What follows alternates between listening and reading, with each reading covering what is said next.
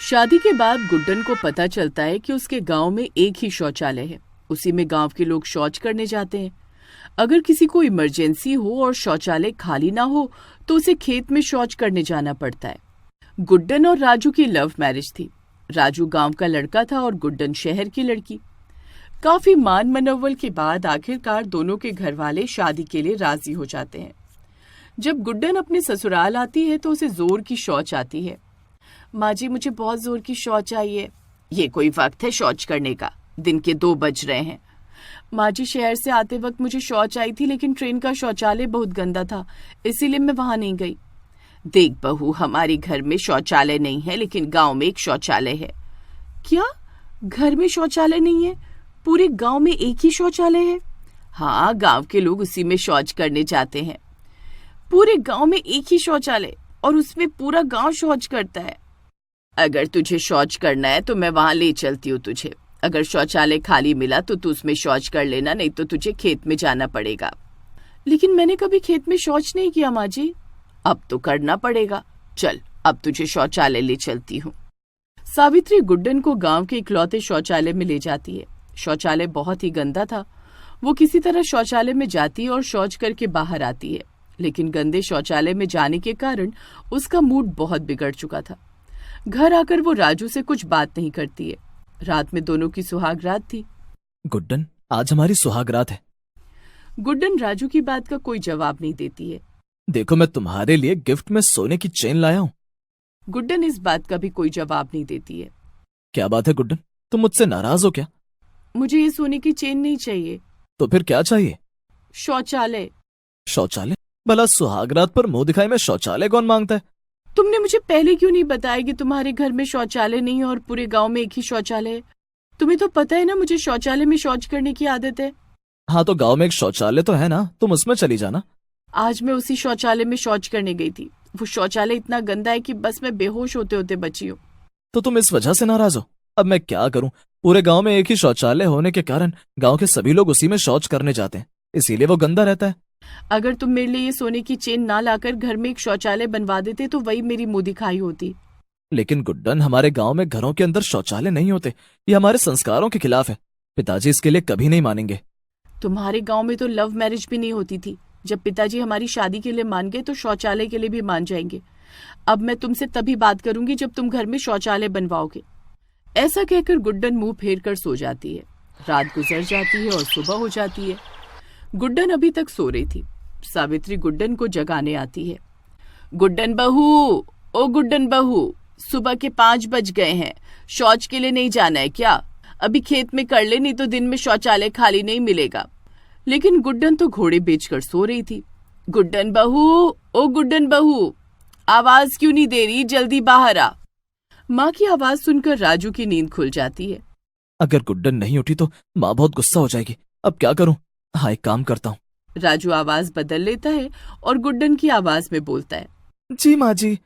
राजू गुड्डन की एक साड़ी पहन लेता है और घूंघट से अपना चेहरा ढक लेता है और कमरे से बाहर आता है। जी माँ जी। कितनी देर लगा दी तूने? चल, जल्दी से शौच करने जाना है। राजू गुड्डन बनकर सावित्री के साथ खेत पर शौच करने जाता है। दोनों शौच करते हैं और साथ में घर लौटते हैं। रास्ते में, गुड्डन बहू, जल्दी से नहा धोकर तैयार हो जाना, आज से तुझे ही पूजा करनी है। जी माँ जी। राजू सावित्री के साथ वापस आ जाता है। कमरे के अंदर आकर, आज तो बच गया। अच्छा वो माँ ने मुझे पहचाना नहीं। राजू वापस से सो जाता है। गुड्डन भी अब तक सो रही थी। सुबह के 7 बज जाते हैं, लेकिन गुड्डन कमरे से बाहर नहीं आती है। गुड्डन बहू, ओ गुड्डन बहू, जल्दी बाहर आ, आरती का समय निकला जा रहा है। लेकिन गुड्डन तो अब तक सो रही थी। राजू गुड्डन को उठाता है। गुड्डन उठो, माँ बुला रही है। क्या है?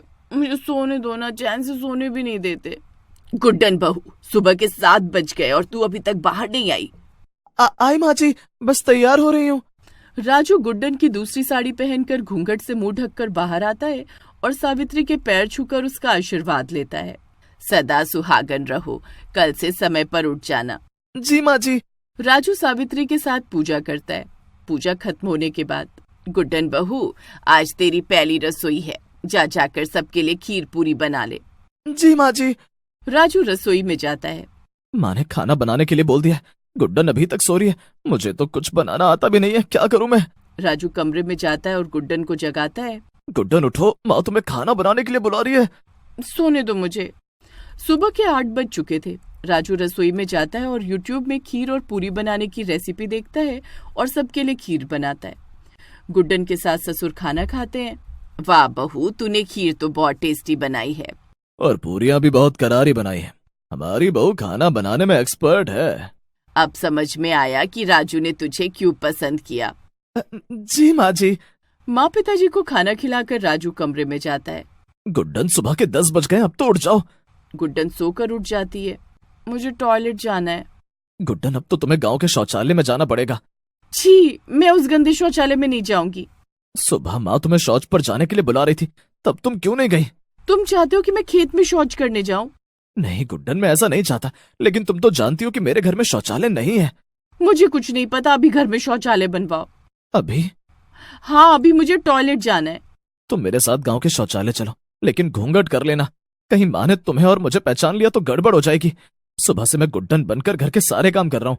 गुड्डन और राजू अपने अपने सिर पर घूंघट करके सबसे नजरें बचाते हुए घर से बाहर निकलते हैं। राजू उसे गांव के इकलौते शौचालय में ले जाता है, जहां गुड्डन शौच करती है और फिर दोनों वापस आते हैं, जिसके बाद गुड्डन नहा धोकर तैयार हो जाती है। राजू अपने सर पर घूंघट रखकर रसोई में जाता है और गुड्डन के लिए एक थाली में खाना निकालता है। बहू, तूने खाना नहीं खाया? माँ जी, वो अभी तक सो रहे थे ना, अभी जागे हैं, अब उनके साथ ही खाना खाऊंगी। जीती रहे मेरी बहू, तू तो बहुत संस्कारी है। पति जब तक खाना न खाए, तूने भी खाना नहीं खाया। जा जाकर खाना खा ले। जी माँ जी। राजू खाना लेकर कमरे में जाता है, जहां दोनों साथ बैठकर खाना खाते हैं। गुड्डन अभी भी राजू से सीधे मुंह बात नहीं कर रही थी। धीरे धीरे दिन गुजर रहे थे। गुड्डन सारा दिन आराम करती और राजू गुड्डन बनकर घर के सारे काम करता। अरे गुड्डन बहू, जरा एक कप चाय पिला देना। जी पिताजी, अभी लाती हूँ। राजू सारा दिन सिर पर घूंघट रखकर गुड्डन का रोल निभा रहा था। वो रसोई में जाकर अपने पिताजी के लिए चाय बनाता है। कभी सोचा नहीं था कि अपने घर में बहू बनकर जाऊंगा। राजू चाय लाकर रघु को देता है। पिताजी, चाय। वाह बहू, चाय की खुशबू तो बड़ी अच्छी आ रही है। इसमें इलायची डाला है क्या? जी पिताजी। बहू, जरा मेरे कमरे से अखबार ला देना। राजू रघु को अखबार लाकर देता है। तभी सावित्री गुड्डन को आवाज लगाती है। गुड्डन बहू, ओ गुड्डन बहू। आई माँ जी। राजू सावित्री के पास जाता है। जी माँ जी। बहू, मेरे पैरों में बहुत दर्द हो रहा है, जरा मेरे पैर दबा दे। राजू सावित्री के पैर दबाने लगता है। जरा आराम से। मेरे पैर तोड़ेगी क्या? तेरे हाथ बिल्कुल मर्दों जैसे कड़े हैं। माँ जी, अपने घर में मैं सबके पैरों में तेल लगाती थी, इसीलिए मेरे हाथ कड़े हो गए हैं। ठीक है, लेकिन मेरे पैरों को आराम से दबा। अब तू रहने दे बहू, जा अपने पिताजी को खाना खिला दे। मेरी आज बिस्तर से उठने की हिम्मत नहीं हो रही है। वो नालायक राजू, पता नहीं उसे क्या हो गया है। जब से उसकी शादी हुई है, कमरे से बाहर ही नहीं निकलता। राजू वहां से उठकर जाने लगता है। तभी बेड के पाए से उसके पैर में चोट लग जाती है और राजू जोर से चिल्लाता है। आह, आह, आह। राजू की आवाज सुनकर सावित्री चौंक जाती है। राजू? वो गुड्डन का घूंघट उठाकर देखती है तो उसमें से राजू निकलता है। राजू, तू इतने दिनों से बहू बनकर सारे घर का काम कर रहा है। बहू कहाँ है? राजू सावित्री को बताता है कि गुड्डन घर में शौचालय बनवाने की जिद पर अड़ी है और इसी बात से वो सबसे नाराज है। सावित्री ये बात रघु को बताती है। अगर ऐसी बात है तो हमारे घर में भी शौचालय क्यों नहीं बन सकता? राजू बेटे, आज ही मजदूरों को बुलाकर घर में शौचालय बनाने का काम शुरू करवा दो। ठीक है पिताजी। बस फिर क्या था, उसी दिन से घर में शौचालय बनने का काम शुरू हो जाता है। 2 दिन में शौचालय बनकर तैयार हो जाता है, जिसके बाद राजू को गुड्डन के रोल से छुट्टी मिलती है और गुड्डन खुशी खुशी अपनी जिम्मेदारी संभालती है।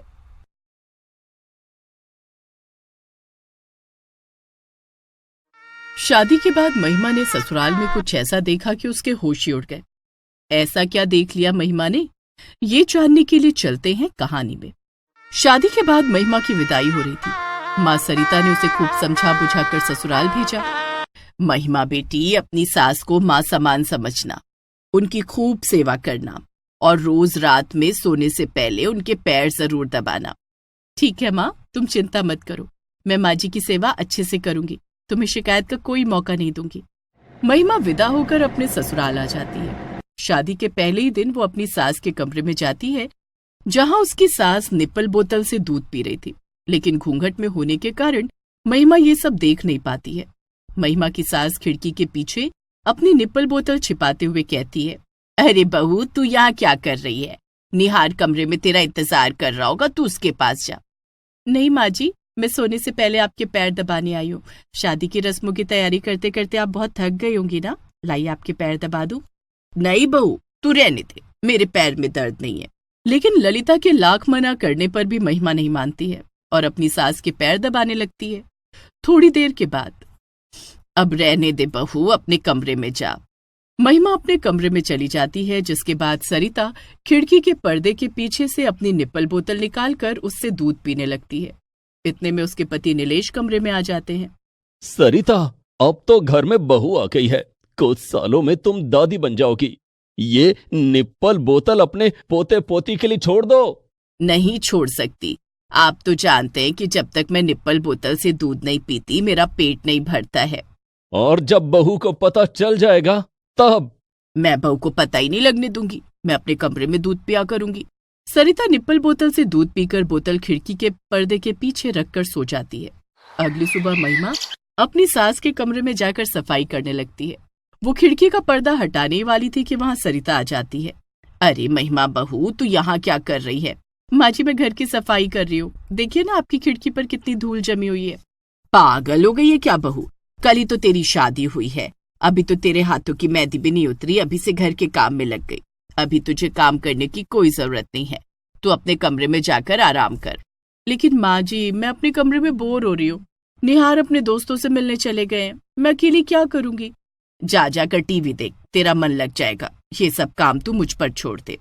महिमा वहां से अपने कमरे में चली जाती है और टीवी ऑन करके सीरियल देखने लगती है। सरिता राहत की सांस लेती है। आज तो बच गई, लेकिन कभी बहू ने मेरा निप्पल बोतल देख लिया तो न जाने मेरे बारे में क्या सोचेगी। इसे यहाँ से हटा ही देती हूँ। सरिता अपनी निप्पल बोतल अलमारी के नीचे रख देती है और रसोई में चली जाती है। रात में जब सभी लोग अपने अपने कमरे में सोने के लिए चले जाते हैं, तब सरिता चुपके से ग्लास में गर्म दूध लेकर अपने कमरे में आती है और अलमारी के नीचे से धीरे से अपनी निप्पल बोतल बाहर निकालकर सारा दूध उसमें डाल देती है। जिसके बाद वो बत्ती बुझाकर निप्पल बोतल से दूध पीने लगती है। तभी महिमा वहां आ जाती है। सरिता झट से अपनी निप्पल बोतल तकिए के नीचे छिपा देती है। अरे महिमा बहू, क्या बात है, तुझे कुछ चाहिए क्या? नहीं माँ जी, मुझे कुछ नहीं चाहिए, मैं तो आपके पैर दबाने आई हूँ। नहीं बहू, मेरे पैरों में दर्द नहीं, तू अपने कमरे में जाकर सो जा। नहीं माँ जी, बड़ों के पैर दबाने से उनका आशीर्वाद मिलता है। महिमा सरिता के पैर दबाने लगती है। इतने में तकिए के नीचे रखे निप्पल बोतल से दूध बाहर आने लगता है। माँ जी, ये क्या, आपके तकिए के नीचे से दूध निकल रहा है? सरिता तकिए को हाथ से पकड़ लेती है और महिमा से कहती है, कुछ नहीं बहू, कहाँ दूध है, कुछ भी तो नहीं है, तू थक गई होगी, अपने कमरे में जा जा जा जाकर सो जा। ठीक है माँ जी, मैं जाती हूँ। महिमा चली जाती है, जिसके बाद सरिता तकिए के नीचे से अपना निप्पल बोतल बाहर निकालती है, जिसमें से आधा दूध निकलकर बह चुका था। महिमा के चक्कर में दूध नहीं पी पाई, चादर भी बदलनी पड़ेगी। सरिता उसी समय चादर बदलती है और आधे बचे दूध को पीने लगती है। इसी तरह धीरे धीरे दिन गुजर रहे थे। एक दिन सरिता ने अपनी निप्पल बोतल को लेकर घर की छत पर सूखने के लिए रख दिया। महिमा बहू तो छत पर आती नहीं, निप्पल बोतल पर उसकी नजर नहीं पड़ेगी। लेकिन उस दिन घर में बिजली चली जाती है और गर्मी से परेशान होकर महिमा छत पर आ जाती है। उसकी नजर निप्पल बोतल पर पड़ती है। घर में कोई बच्चा नहीं है, फिर ये निप्पल बोतल किसकी है? उसी समय सरिता भी छत पर आ जाती है। बिजली ने तो हद ही कर दी है, घर में इतनी गर्मी हो रही है कि पूछो मत। सरिता की नजर महिमा पर जाती है, जो अपने हाथों में निप्पल बोतल लेकर सरिता को सवालिया नजरों से घूर रही थी। तू मुझे ऐसे क्यों घूर रही है बहू? माँ जी, ये निप्पल बोतल किसकी है? मुझे क्या पता, पड़ोस के किसी बच्चे की होगी या गलती से आ गई होगी। ठीक है, मैं इसे पड़ोस में देकर आती हूँ। तू क्यों जाएगी? जिसकी होगी वो खुद लेने आ जाएगा, ला मुझे दे दे।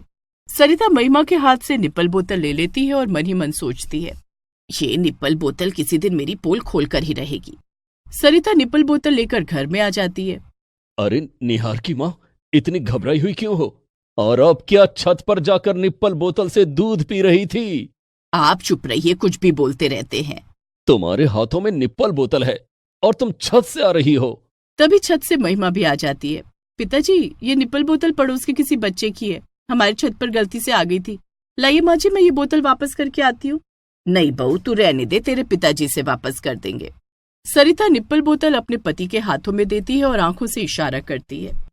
ठीक है, मैं इसे वापस करके आता हूँ। नीलेश घर से बाहर आ जाता है और निप्पल बोतल को अपने कुर्ते की जेब में रखकर थोड़ी देर बाद वापस लौट आता है।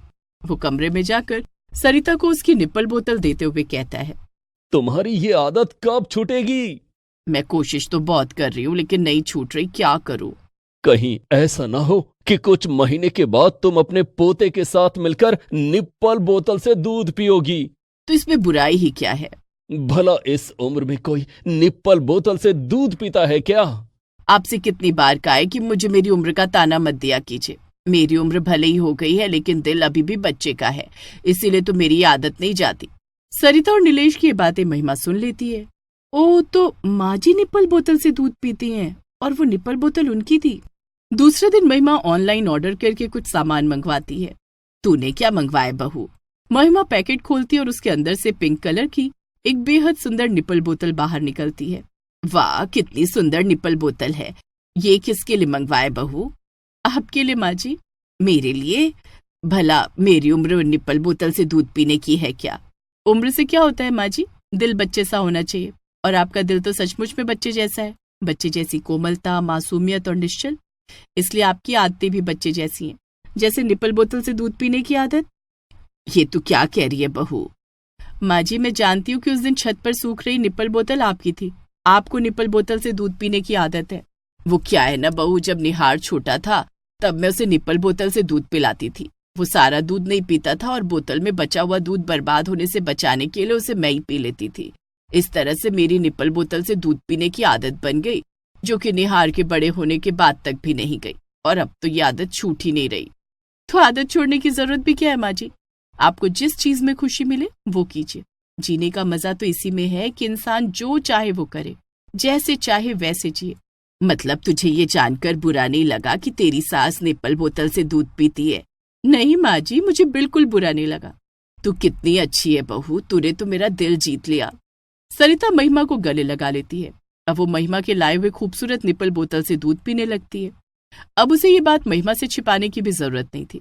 कुछ महीने गुजर जाते हैं और एक दिन पता चलता है कि महिमा माँ बनने वाली है। घर में खुशी का माहौल छा जाता है।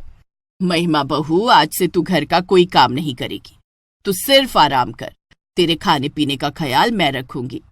सरिता डूबकर अपनी बहू की सेवा में लग जाती है।